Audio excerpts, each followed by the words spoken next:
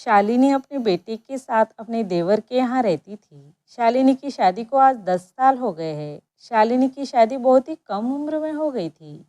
बड़ी ही धूमधाम से उनकी शादी हुई थी। शालिनी ने अपनी शादी के लिए बहुत सारे सपने देखे थे, पर अफसोस उसके सपने पूरे ना हो सके। शादी के 1 साल बाद ही उसके पति की एक गंभीर बीमारी के कारण मृत्यु हो गई थी।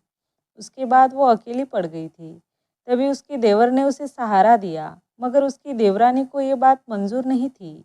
पर उसके देवर ने उसकी एक ना सुनी और अपनी भाभी को सहारा दिया। पर उस घर में उसकी कीमत एक नौकरानी की थी।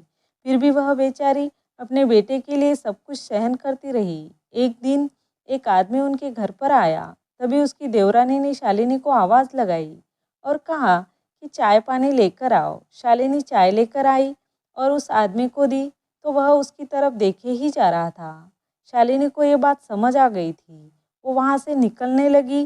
तभी उसकी देवरानी ने कहा, अरे दीदी, कहाँ जा रही हो आप? थोड़ी देर बैठो ना।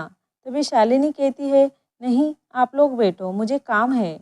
उसकी देवरानी कहती है, काम तो होते रहेंगे, बैठो ना थोड़ी देर।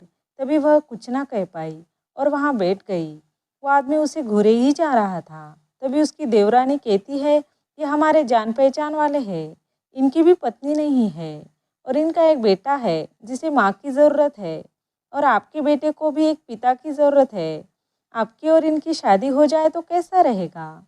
तभी शालिनी ने झट से मना कर दिया। तभी उसकी देवरानी उस पर चिढ़ जाती है और कहती है, क्या पूरी ज़िंदगी हम लोग तुम्हारा बोझ उठाते रहेंगे? तभी शालिनी कहती है, मेरे पति ने हमारी पूरी ज़िंदगी की सुविधा कर रखी है। उनके इंश्योरेंस के पैसे हैं जो आप लोगों के पास है। तभी उसकी देवरानी कहती है, इतने दिन से यहाँ जो रह रही हो उसका क्या? तुम्हें तो शादी करनी ही पड़ेगी। और वो उनकी ज़बरदस्ती शादी करवा देती है।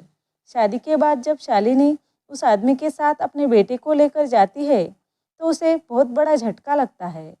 उसने देखा कि वहाँ पर घर जैसा कुछ भी नहीं था, ना ही उस आदमी का बेटा था वहाँ पर। कुछ अलग ही थी वो जगह।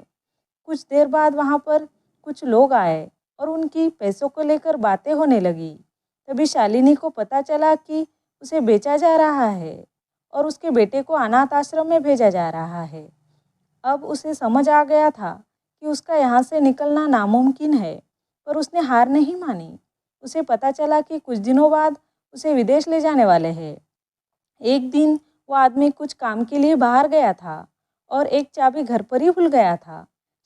शालिनी अपने बेटे को लेकर वहाँ से भाग गई और सीधा पुलिस स्टेशन गई और सारी हकीकत बताई।